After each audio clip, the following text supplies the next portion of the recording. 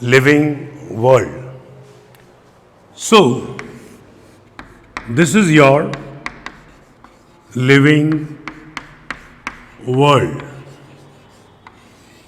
But you should know that what is the meaning of biology here? Actually, biology is the branch of science in which we study about the living beings. So this is your living being. So what is biology? Study of living beings. But in our NCERT, they have not mentioned this definition because it is existing since last many years. हमारी biology के अंदर जीव विज्ञान को इस तरीके से परिभाषित किया गया है कि जीव विज्ञान विज्ञान की वह शाखा है जिसमें जीवों का अध्ययन किया जाता है। लेकिन हमारी एनसीईआरटी के अंदर बायोलॉजी की डेफिनेशन को अलग अलग तरीके से प्रस्तुत किया गया है। एनसीईआरटी कहती है कि biology is the branch of science which represent the history of the living being, जो जीवों के इतिहास को निरूपित करती है। हिस्ट्री का मतलब हो गया इतिहास। जीव जो आज हम लोग हैं कोई एकदम ऐसे तो पैदा नहीं हुए। आप लोगों ने 10th क्लास में पढ़ा होगा कि पहले प्रोटोजोआ पैदा हुए, फिर पॉरीफेरा पैदा हुए, फिर सिलेंडेटा पैदा हुए, यानी कि नॉन कॉर्डेट्स अपृष्ठवंशी पैदा हुए। बाद में हुए कौन? पृष्ठवंशी, जिसमें हम लोग जो है पीशीज, एम्फीबिया, रेप्टिलिया, एवीज और मैमल्स के बारे में पढ़ते हैं। तो इनका जो जैव विकास हुआ उसको भी जीव विज्ञान कहते हैं। So biology is the branch of science in which we study about the evolution of the life. जीव विज्ञान विज्ञान की वह शाखा है जिसमें हम लोग जीवों के जैव विकास का अध्ययन करते हैं। तो जैव विकास का मतलब क्या हो गया? इवोल्यूशन। इवोल्यूशन का अध्ययन करते हैं। इवोल्यूशन को ही हम जाति वृत्तीयता भी कहते हैं।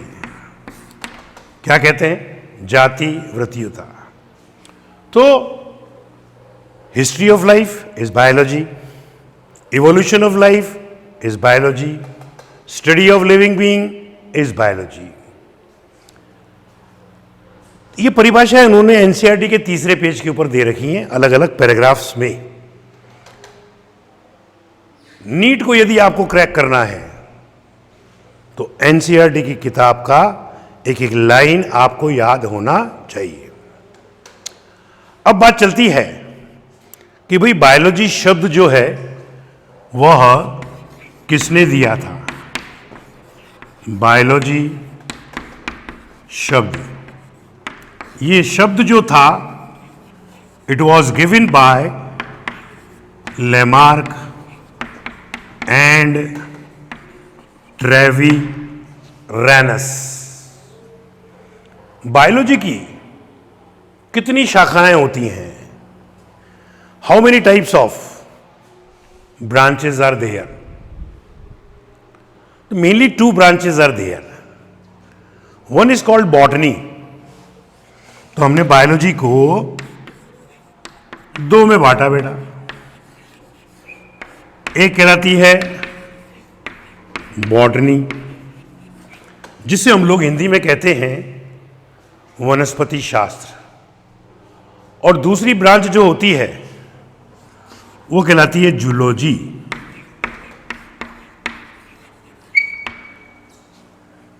जिसे हम लोग जंतु विज्ञान कहते हैं। ये जंतु विज्ञान जो होता है उसको जूलॉजी कहते हैं। वैसे तो बॉटनी के अंदर सैकड़ों ब्रांचेस हैं, जूलॉजी के अंदर भी सैकड़ों ब्रांचेस हैं। हम बॉटनी में कहते हैं पोमोलॉजी होती है, एंथोलॉजी होती है, बहुत सारी ब्रांचेस हैं। वो आप धीरे धीरे कालांतर के अंदर पढ़ेंगे। अब मैं बात करने जा रहा हूं आपसे कि भाई लिविंग बीइंग्स क्या होते हैं। तो आंसर होता है, वैसे तो हमने बोल दिया कि लिविंग बीइंग्स के अध्ययन को हम लोग बायोलॉजी कहते हैं। लिविंग बीइंग कहते किसको हैं? तो अक्सर बच्चा बोलता है कि लिविंग बीइंग्स वह होता है जिसमें वृद्धि यानी कि ग्रोथ होती है, जनन होता है, कॉन्शियसनेस होती है, सेलुलर ऑर्गेनाइजेशन होता है, चेतना मेटाबॉलिज्म भी होती है। लेकिन ये करेक्टर हैं। एक्चुअली लिविंग बीइंग की जो परिभाषा है वो यह है एनसीईआरटी के अनुसार, वो यह कि जीव जो होते हैं, लिविंग बीइंग्स जो होते हैं, वह सेल्फ रेप्लिकेटिव होते हैं, यानी कि उनके अंदर स्वप्रतिकृति पाई जाती है। Now what is the meaning of स्वप्रतिकृति? रेप्लिकेशन का मतलब क्या होता है? इसका मतलब होता है जनन, रिप्रोडक्शन। दूसरी बात, वी आर सेल्फ रेगुलेटिव। हम लोग स्व नियमक हैं, यानी कि सेल्फ रेगुलेटिव है। हमारा जैव विकास, हमारा इवोल्यूशन जो होता है वो अपने आप होता है। तो हम उसको कहेंगे कि हमारे अंदर स्वतः जैव विकास यानी कि सेल्फ इवोल्यूशन देखने को मिलता है। हमारे अंदर मेटाबॉलिज्म भी होती है और हमारे अंदर चेतना भी होती है। चेतना को बोलते हैं कॉन्शियसनेस। तो ये रहा हमारे पास में। इन सब शब्दों को मिलाकर हम लिविंग बीइंग की परिभाषा बता सकते हैं। That is, living beings are self replicative, self evolving, self regulative, shows metabolism and above all consciousness. एक लाइन दे रखी है उन्होंने, अबव ऑल कॉन्शियसनेस। एक एक लाइन को आपको पढ़ना पड़ता है। अब बात चलती है कि लिविंग बीइंग्स के लक्षण क्या होते हैं, लिविंग बीइंग्स के कैरेक्टर क्या होते हैं। वो मैं अब आपसे बात करने जा रहा हूं। लिविंग बीइंग्स जो होते हैं उनके कैरेक्टर में नंबर 1 एनसीईआरटी में नंबर 1 दे रखा है उन्होंने, ग्रोथ। दूसरा दिया है उन्होंने रिप्रोडक्शन, यानी कि जनन। तीसरा दिया है उन्होंने मेटाबॉलिज्म, यानी कि उपापचय। 4 नंबर पे दिया है उन्होंने सेल्यूलर ऑर्गेनाइजेशन, शारीरिक संगठन। 5 नंबर पे कॉन्शियसनेस। कॉन्शियसनेस को बोलते हैं अपन लोग चेतना। ग्रोथ मने वृद्धि, रिप्रोडक्शन मने जनन, मेटाबॉलिज्म मने उपापचय, सेल्यूलर ऑर्गेनाइजेशन का मतलब कोशिकीय संगठन,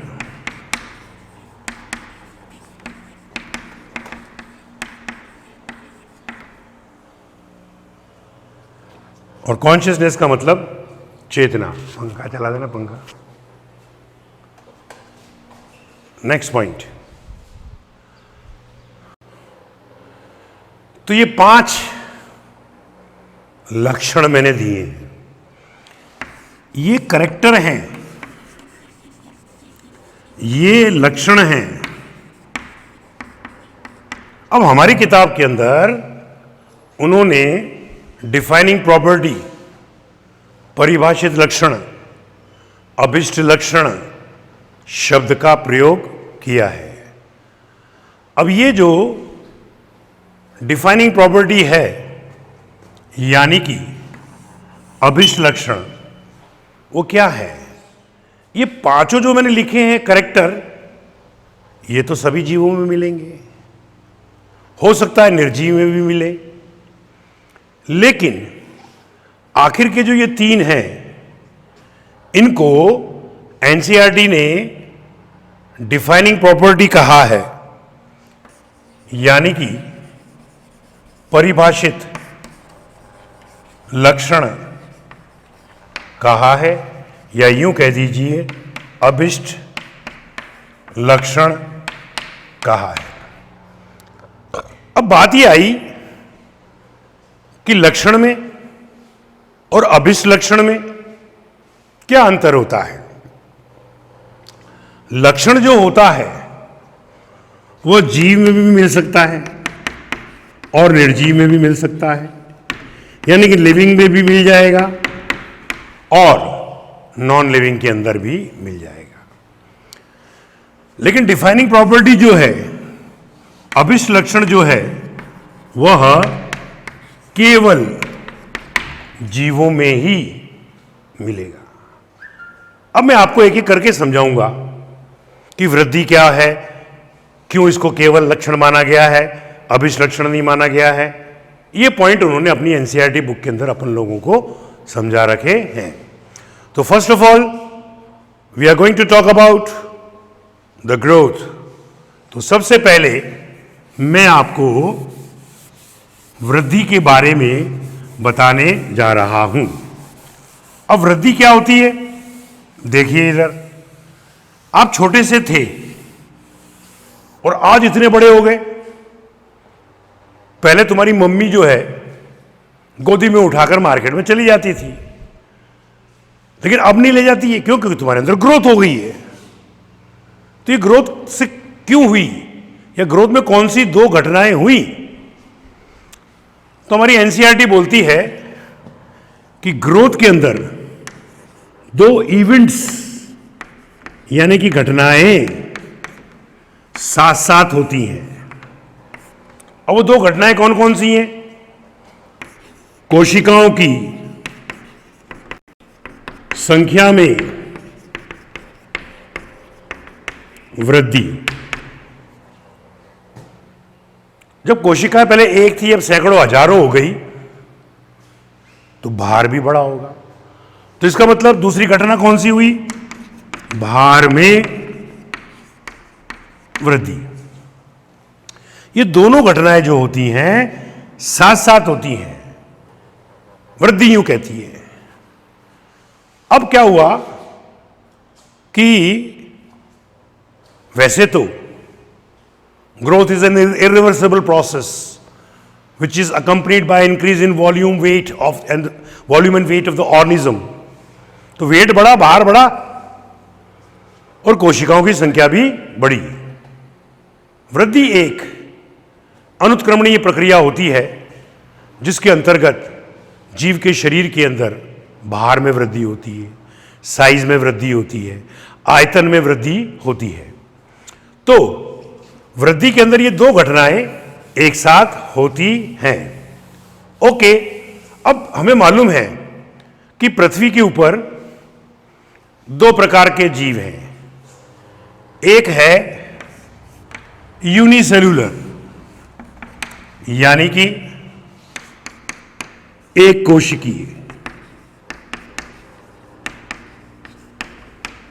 जिसे हम लोग कहते हैं यूनिसेल्यूलर। अब आप बताइए कि एक कोशीय जीव का नाम बोलो देखें, तो आंसर आपके दिमाग में जाता है अमीबा। अमीबा को मैंने इधर बनाया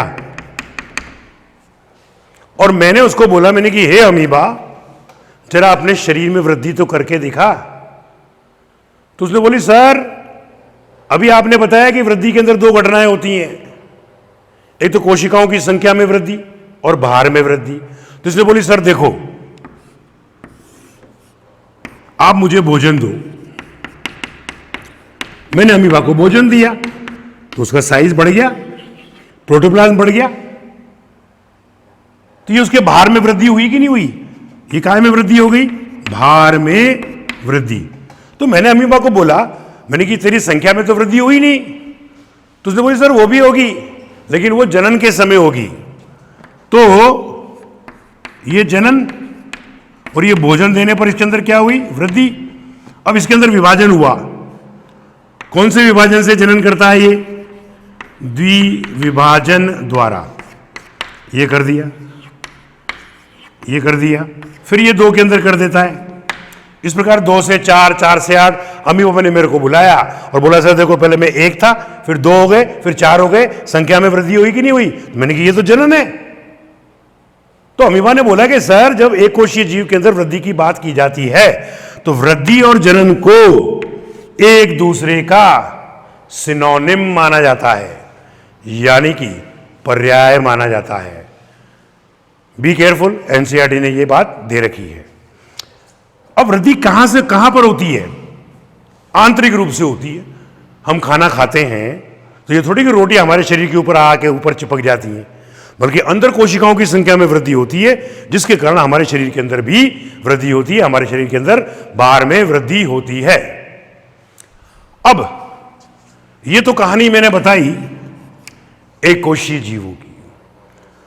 अब आता है हमारे पास में बहुकोशीय जीव। बहुकोशीय जीव को देखो साहब, ये छोटा सा बच्चा है, इसको खिलाया जा रहा है, पिलाया जा रहा है, तो ये बड़ा हो गया तो वृद्धि होगी। लेकिन इस अवस्था में, यानी कि बाल्य अवस्था में, ये जनन तो नहीं कर सकता, या जननीय नहीं होता, इट इज नॉट रिप्रोडक्टिव। तो बहुकोशीय जीवों के अंदर, मल्टी सेलुलर ऑर्गेनिजम्स के अंदर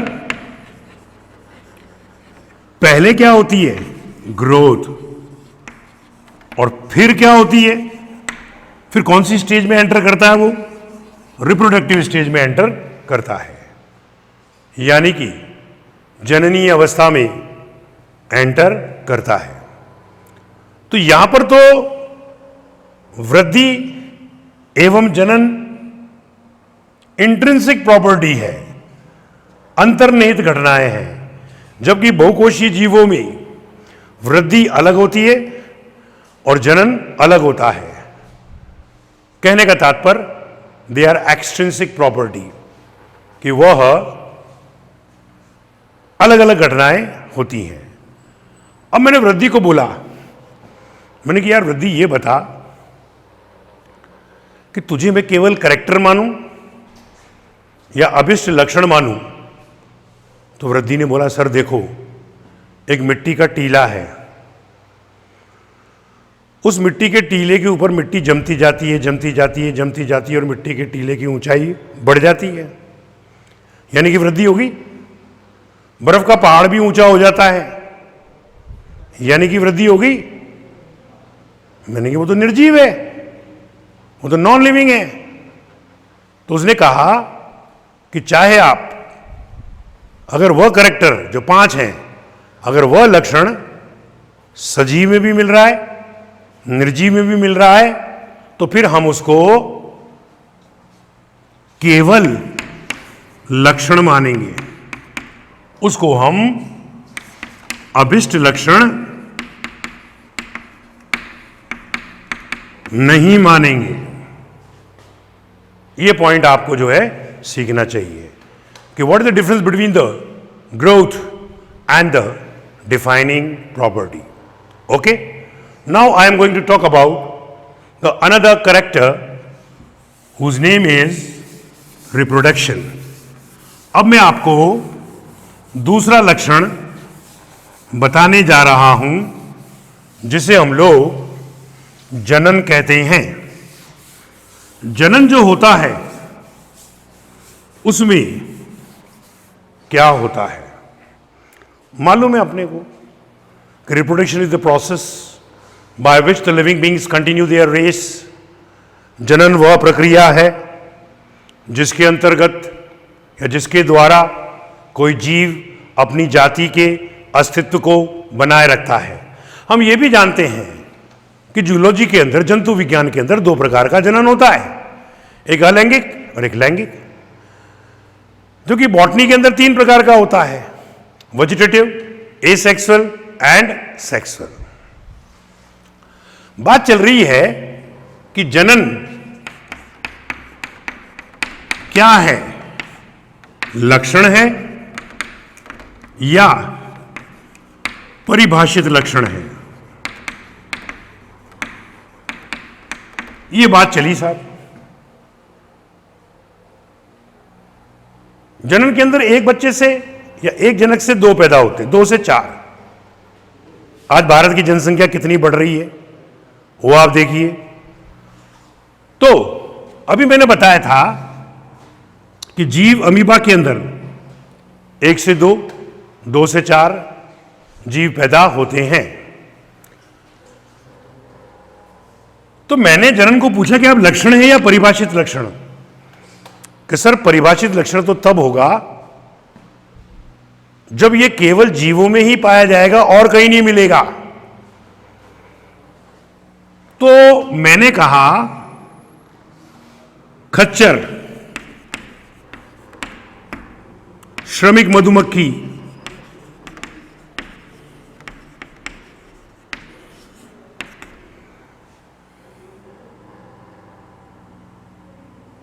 और बंदे मानव, मैंने कि ये जीव हैं मगर बंदे हैं, जनन नहीं करते हैं, अपवाद हैं। तो ये आपके क्या हो गए, अपवाद।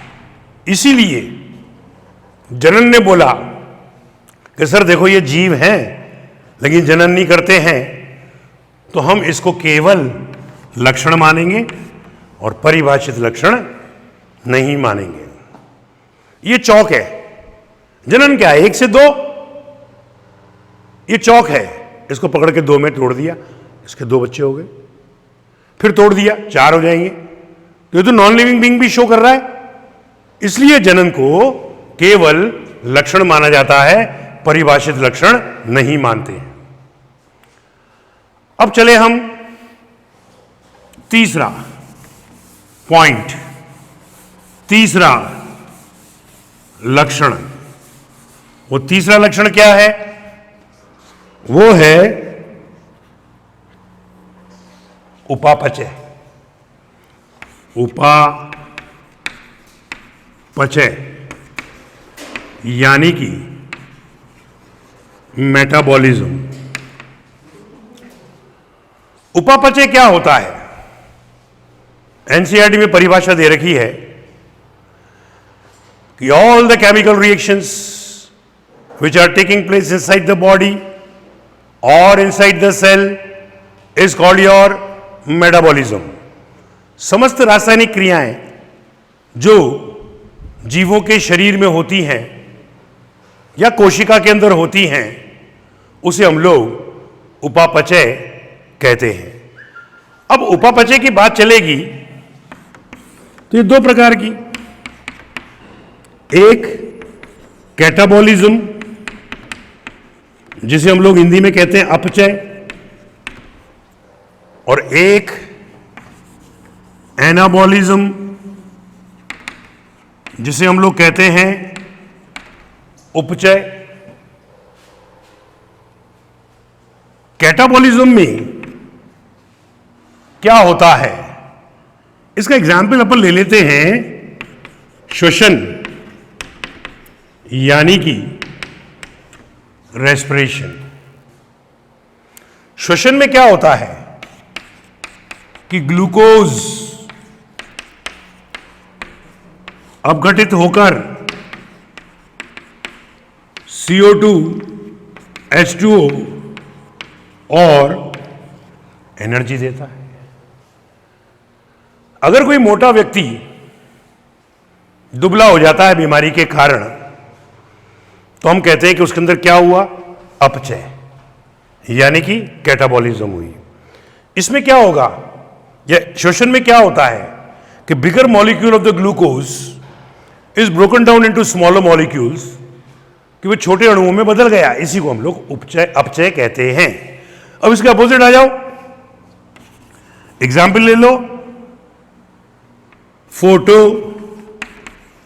सिंथेसिस जिसे हम लोग प्रकाश संश्लेषण कहते हैं। प्रकाश संश्लेषण में क्या होगा, भोजन बनता है हरे पौधों के द्वारा। उसमें इक्वेशन क्या होती है, उसमें इक्वेशन यही होती है, मगर इसको उल्टा कर दो। तो उल्टा अगर आप करोगे तो it will become your like this and you will get this thing. तो यहां क्या हुआ, छोटे छोटे मॉलिक्यूल जब मिलकर बड़ा मॉलिक्यूल बनाते हैं तो उसको हम उपचय कहते हैं। That is called as anabolism. तो catabolism plus anabolism is equal to metabolism. Catabolism is a destructive process, विध्वंसात्मक क्रिया है, और यह कैसी है, कंस्ट्रक्टिव प्रोसेस। कैटाबॉलिज्म में एनर्जी निकलती है, एनाबॉलिज्म में एनर्जी काम में आती है।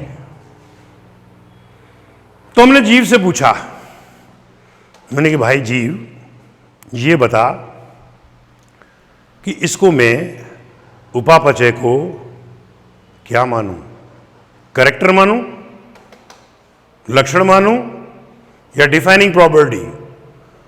उसने कहा कि सर उपापचय केवल सजीवों के द्वारा ही प्रदर्शित होती है, निर्जीवों के द्वारा प्रदर्शित नहीं होती है। इसलिए आप उपापचय को डिफाइनिंग प्रॉपर्टी यानी कि परिभाषित लक्षण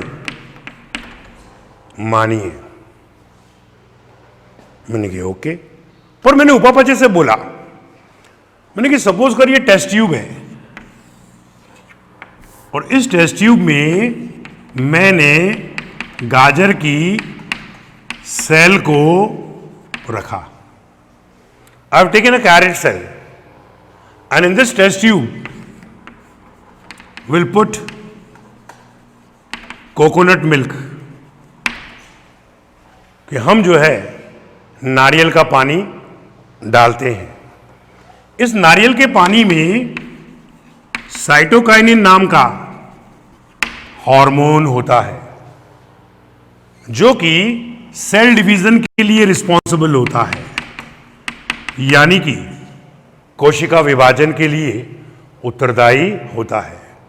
तो इसके अंदर पहले एक ही सेल थी, जब साइटोकाइनिन के संपर्क में आया तो बहुत सारी सेल बन गई। इसी को हम लोग अब क्या कहेंगे? Callus. The undifferentiated mass of cell is called as callus, यानी कि कोशिकाओं का अविभेदित समूह जो होता है उसको हम कैलस कहते हैं। तो मैंने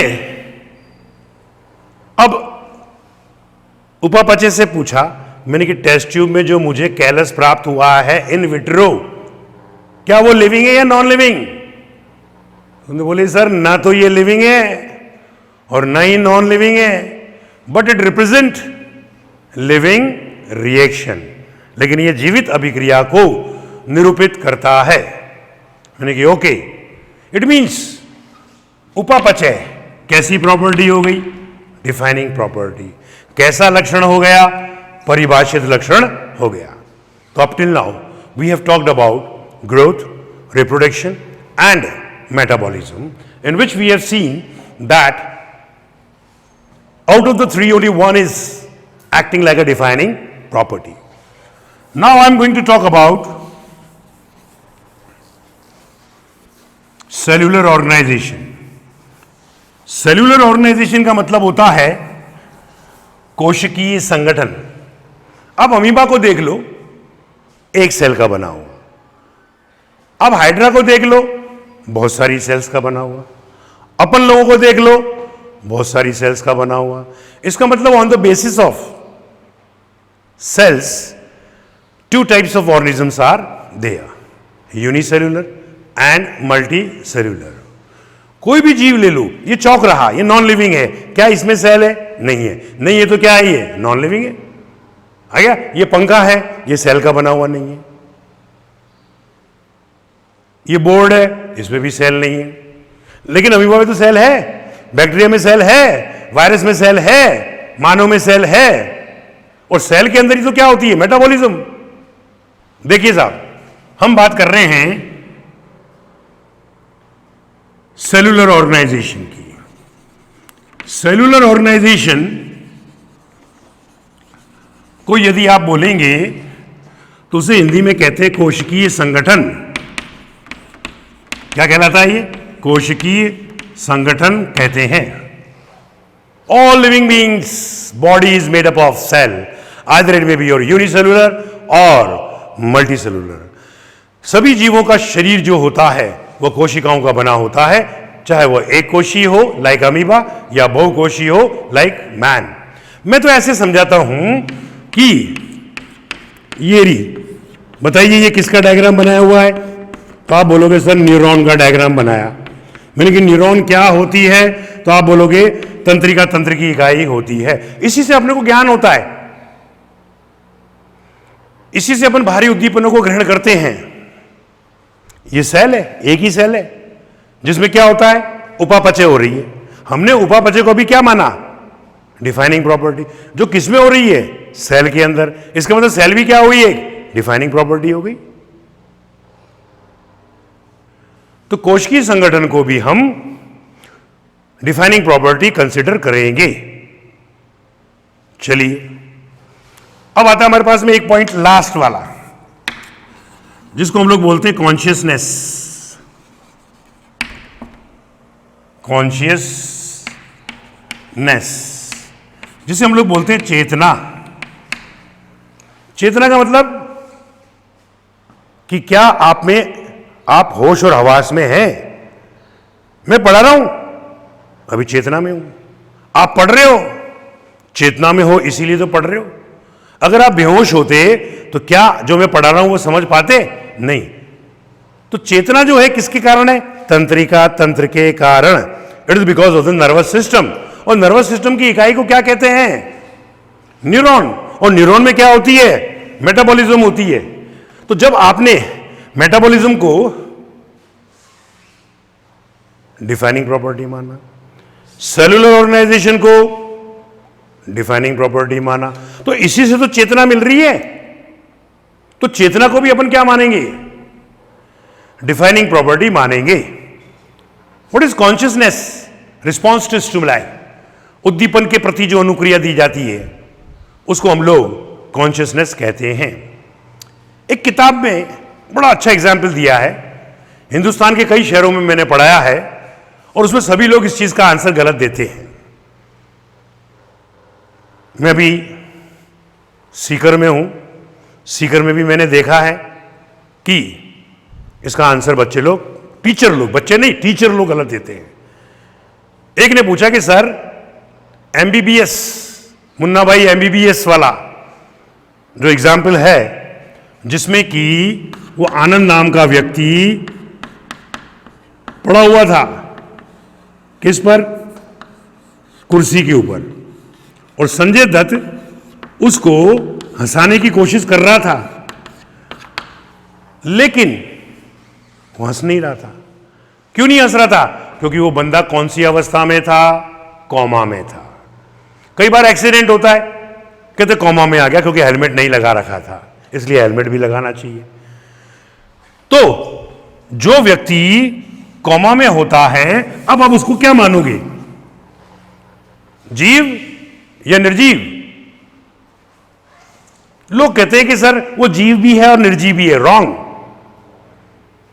उस कॉमा वाले व्यक्ति को जब उसके घर वालों ने दिखाया डॉक्टर को, तो डॉक्टर ने बोला कि ये तो हमारे लिए मरा हुआ है।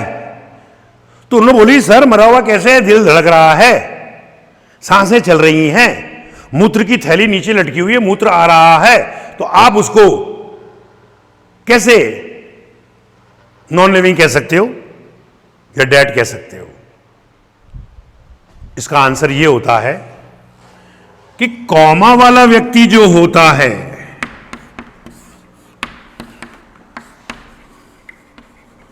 वह डॉक्टर्स के लिए मरा हुआ है, क्योंकि ब्रेन काम नहीं कर रहा ना बेटा उसका। तो आप लिखोगे कि वह क्लिनिकली डेड है। क्लिनिकली डेड का मतलब क्या हुआ डॉक्टर के अनुसार? क्योंकि डॉक्टर कहता है जब ब्रेन ही काम नहीं कर रहा है तो हम क्या कर सकते हैं। अब घर वाले तो कह रहे सब कुछ चल रहा है, तो उन्होंने बोली सर बायोलॉजिकली अलाइव है, यानी कि जैविक रूप से तो वह सजीव है, लेकिन चिकित्सीय रूप से उसको मृत माना जाता है, उसको डेड माना जाता है। आ सकता है एनसीईआरटी ने भी इस पॉइंट को ढंग से क्लियर नहीं कर रखा है। तो चेतना भी आपकी डिफाइनिंग प्रॉपर्टी मानी जाएगी। इस प्रकार से ग्रोथ, रिप्रोडक्शन, मेटाबॉलिज्म, कॉन्शियसनेस और सेलुलर ऑर्गेनाइजेशन में से शुरू की दो हैं, ग्रोथ और रिप्रोडक्शन, वो लक्षण है केवल। हालांकि लक्षण तो पांचों ही हैं, लेकिन डिफाइनिंग प्रॉपर्टी कौन है और लक्षण भी कौन है? आखिर की तीन, सेलुलर ऑर्गेनाइजेशन, मेटाबॉलिज्म और कॉन्शियसनेस। इसी के साथ में आज का ये लेक्चर मैं समाप्त करता हूं। इसके बाद में we will talk about the systematics. Systematics क्या होती है, कौन कौन सी विधियां हैं नामांकन की, कौन कौन सी विधियां हैं क्लासिफिकेशन की, कौन कौन से टैक्सोनॉमिक एड्स हैं, उनके बारे में बात करेंगे हम लोग